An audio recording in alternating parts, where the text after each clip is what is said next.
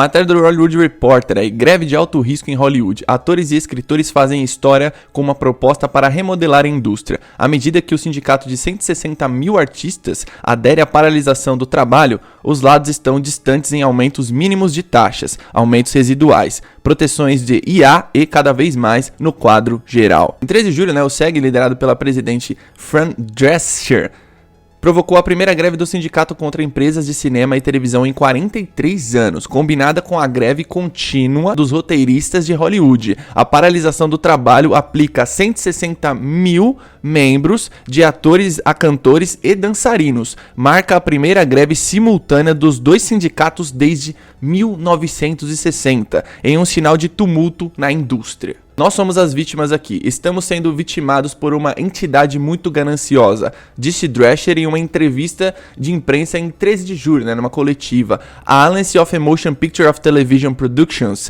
que representa os estúdios, rebateu com um memorando de discussão que circulou, que incluía uma proposta de IA que protege semelhanças digitais dos artistas. Isso é uma parada muito polêmica. Drescher, em seus comentários, classificou a IA como um dos muitos problemas em que há um grande abismo entre estúdio e talento. Se não nos mantivermos firmes agora, todos teremos problemas. Todos correm o risco de serem substituídos por máquinas. Aí nessa outra matéria da Variety, a prefeita de Los Angeles, Karen Bass, emitiu a seguinte declaração após decisão unânime do SEG de entrar em greve, Com mais de 100 mil trabalhadores participando de uma greve sem precedentes, está claro que a indústria do entretenimento está em um ponto de inflexão histórico.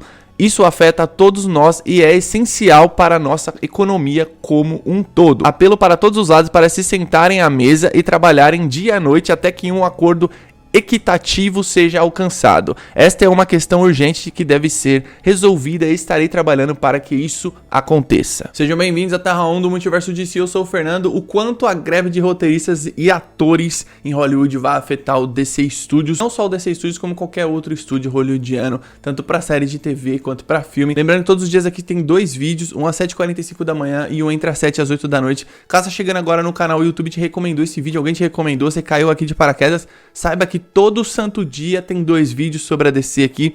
A gente fala muito sobre a DC, exclusivamente sobre a DC aqui, beleza? Vamos falar um pouco aqui sobre a DC Studios, E não só DC Studios, como por exemplo a série do The Penguin, que vai pro HBO Max. Vamos falar, o Sandman já foi paralisado, o The Penguin também. A gente não sabe até quando que vai durar essa greve. O Variety, Hollywood Reports, veículos de comunicação, o que o cara da Disney falou pegou mal pra caramba pelas pessoas que estão ali reivindicando seus direitos, que ele fala basicamente que é algo irreal que a galera tá pedindo. A gente vive num mundo que as grandes corporações, assim, elas dominam o ramo do entretenimento, tanto nos games, quanto nos filmes, séries de TV, enfim.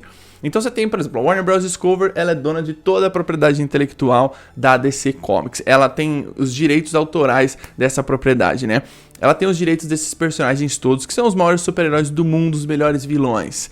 O que acontece? A gente é dependente dessa galera. Então por isso que a gente fala mal aqui, Ah, a Warner faz besteira e tal. Os caras têm essa propriedade e não conseguem fazer dar certo, tá ligado? Então esses protestos, eles estão tentando reajustes, em pagamentos, essas coisas todas. Então, por exemplo, uma pessoa ali, basicamente do membro da associação dos atores, se eu não me engano, fala o seguinte, se eu não me engano, pra Variety, fala que, tá cansado de trabalhar pra essa galera ganhar bilhões, sabe? E é realmente isso. Por exemplo, as grandes corporações, elas ganham muito dinheiro. É uma indústria multimilionária, bilionária, enfim. Cara, pra fazer um filme é muito caro, E às vezes pessoas ali não são bem pagas. E tem uma discussão também, que isso é uma parada mais complexa, na minha opinião, que é sobre IA, inteligência artificial. De você usar, por exemplo, deepfake, que a gente fala aqui. Cara, por exemplo, você pega um ator que já faleceu. Um exemplo, Christopher Reeve. Você pega e fala, não, agora eu vou fazer o Superman 5. A família dele autorizou, a gente pagou uma bolada pra eles, vão fazer o Superman 5. Eles criam em inteligência artificial a voz do Christopher Reeve, o rosto do Christopher Reeve, e o cara não precisa estar ali pra atuar. Ele tá basicamente ali continuando sendo o Superman. Isso pra mim é muito bizarro. Eu acho bizarro porque é o seguinte, a gente tá vivendo uma era da tecnologia que daqui a uns 20, 30 anos, não sei, tá ligado? Não dá pra falar, mas daqui a alguns anos a gente vai viver uma parada assustadora. O que é isso? Basicamente a gente quase que ser dependente das máquinas. Tem lança aí site GPT, tem, por exemplo, Alexa, tem o Google também, tem a Apple. Às vezes eu tô aqui falando com vocês E o iPhone ele apita, a Siri fala, eu que posso ajudar? Eu falo, mano, mas eu nem falei com você. Então esse lance da inteligência artificial, alguns atores podem autorizar o uso da imagem, até quando morrer, a família pode autorizar, e outros não, né? Por exemplo, na música já vi artistas famosos e tal, já ricos, milionários, postando música, por exemplo, vocalista tal, que já morreu, a voz dele criada por uma inteligência artificial, fazendo um cover de uma banda. E aí você vê a galera postando ali no canal oficial da banda, e eu fico pensando, cara, isso é assustador. E eles fazem a voz direitinho, porque hoje em dia existe essa tecnologia de você criar, por exemplo, vou fazer um filme, sei lá, eles poderiam ter feito o Michael Keaton com um deepfake pra ele ficar jovem, tá ligado? Ele nem precisa estar ali pra atuar. E tem várias outras coisas também, não é só em questão de imagem e tal. As produções da DC, por exemplo, Creature Commandos, que tem 7 episódios aí, o James Gunn já escreveu os episódios, a gente precisa saber se a galera já terminou de fazer as vozes originais. Como será que tá a produção dessa animação? Será que paralisou? Vi que alguns atores já estavam fazendo as vozes originais ali da animação, mas tem que ver qual que é o resto. Não são todas as produções que pararam, né? Algumas continuaram aí e tal, isso é muito doido. E a gente tá vendo uma greve grande, provavelmente vai ser mais extensa essa greve, pode afetar algumas produções desse estúdio. Vamos lá. Que nem eu falei, Creature Commands, a gente não sabe o que vai acontecer com essa série animada, né? A primeira produção do DCU, Creature Commands, começa em Creature Commands, né? Começa devagar, com uma animação de personagens desconhecidos e tal. O primeiro grande filme é Superman Legacy. O James Gunn, acho que ele correu aí pra contratar esses outros atores, né? Pelo menos esses heróis, a Lois, o Clark Kent e tal, que, né, a Rachel Brosnan, o David Cornsweet e tal, mas ainda falta Lex Luthor, falta o Jimmy Olsen, falta o Perry Wright, falta outros atores ali pra serem escalados no filme. E a gente não sabe quando isso vai acontecer. Provavelmente eles não podem contratar atores também. Isso é uma coisa que eu não consegui ler em lugar nenhum, ninguém falando isso, mas provavelmente isso também não pode acontecer. Por isso que eu acho que o Superman Legacy teve uma agilidade ali na escolha de elenco e tal, porque o James Gunn já tinha nomes antes, né, nomes ali basicamente que ele já tinha na cabeça, que já tinha, sei lá, palavrado com os atores, você vai ser tal personagem do meu filme, mas espera aí que logo logo eu anuncio. E aí tem outra coisa também que é o seguinte, Besouro Azul, por exemplo. Eles não podem fazer divulgação com atores e, sabe, divulgação de circuito de divulgação. Eu vi esses dias a premiere do Oppenheimer do Christopher Nolan. Se eu não me engano, foi na quinta-feira ou na quarta. Se eu não tiver enganado, a transmissão, sabe? Isso, se eu não me engano, foi lá em Londres até. Eu já até fui pra esse lugar, é uma rua cheia de comércio, assim, onde tem a loja da Lego, onde tem várias outras coisas ali. Eles fecham um pedaço daquela rua e fazem ali uma premiere, basicamente porque tem um teatro bem famoso lá e tal. Eu esqueci o nome do teatro, velho, esqueci. Eu lembro quando eu fui pra lá, tava em cartaz o Aquaman, assim, lá, enfim. Provavelmente isso foi antes da sexta-feira, né? E aí onde começou essa grevezona mesmo geral, onde os atores entraram em greve. Então, por exemplo, Besouro Azul já gravou algumas junkets de entrevista, né?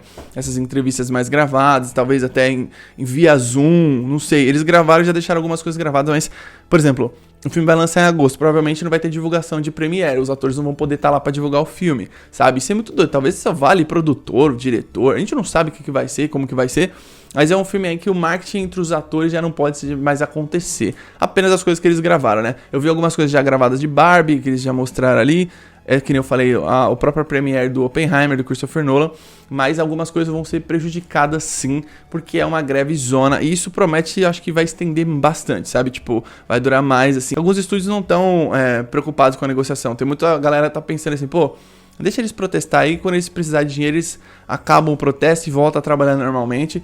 Tem gente que realmente pensa assim, que eu acho isso muito doido, né? E aí tem o lance aqui também de outros filmes, né? The Batman Part 2. Será que ele vai ser adiado? Ele ia começar a ser filmado em novembro. Foi passado pro começo de 2024. A gente tá em julho, né? Logo, logo agosto, setembro. Tu vai chegando no final do ano, né? E a gente não sabe, né? Então, The Batman Part 2, ele tá pra outubro de 2025.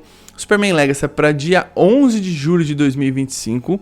E aí você tem as outras produções. Eu acredito que o Pinguim, que é a série da saga do The Batman, do Matt Reeves, essa construção da máfia, a sessão dele na máfia e tal, depois da morte do Carmine Falcone, aí tem a Sofia Falcone, uma série que eu quero muito ver, eu acho o Colin Farrell um puta ator. Eu acho que essa série não vai ser lançada em 2024, se caso essa greve se estenda. Eu acho que eles vão jogar pra 2025, e aí vem o questionamento da gente se mais ou outras coisas vão ser afetadas, né? O Superman Legacy, ele começa as filmagens em janeiro do ano que vem, né? Logo em janeiro o James Gunn já quer filmar, para dar tempo de ter pós-produção, essas coisas todas. ter o elenco todo pronto. Eu acredito que o Superman Legacy pode ser que ele tenha essa sorte de não sofrer tanto, talvez não tenha adiamentos, enfim, a gente precisa ver, né? Esse é só um achismo meu, não posso falar mais do que isso, eu não posso, tipo, simplesmente falar, eu acho que não vai atrasar, porque, sabe, não. Então, tem outras produções também. Então, basicamente, Creature Commandos, aí você tem o Pinguim, você tem o Sandman, você tem aqui, basicamente, vai ter a estreia de Harley Quinn, a 4ª temporada, e já tá tudo pronto, provavelmente, a animação já tá feita ali. Aí você tem aqui as Minhas Aventuras com o Superman, que tá sendo lançada, tem todas essas produções que são da DC Comics e tal, mas o DC Studios, provavelmente, ele pode ser afetado, às vezes, mudança de data, escala de alguma coisa, não sei, eles podem jogar algumas coisas pra 2025, a gente precisa ver. O James Gunn tá trabalhando em Creature Commandos e em Superman Legacy. Então é uma greve que deve se estender um pouco aí. E o DC Studios a gente tem que esperar pra ver se vai ter algum adiamento de algum lançamento de algum filme, de alguma série, enfim. Eu acho que o Creature Commandos, dependendo de quanto tempo demorar, ele pode demorar sim, a não ser que os atores já tenham gravado suas partes e só tá no aspecto de animação, mas a gente não sabe, né? Logo alguém pergunta pro James Gunn como que isso tá funcionando, ele deve responder no Twitter ou não sei.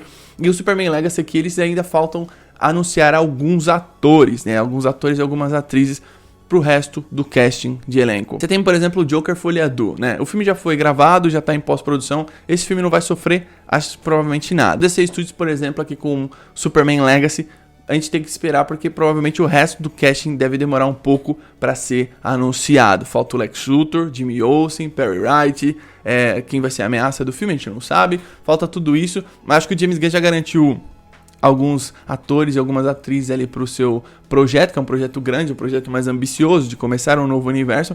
E tem também o Creature Commandos e também logo a gente vai ver o Waller, o que vai ser, a gente não sabe também.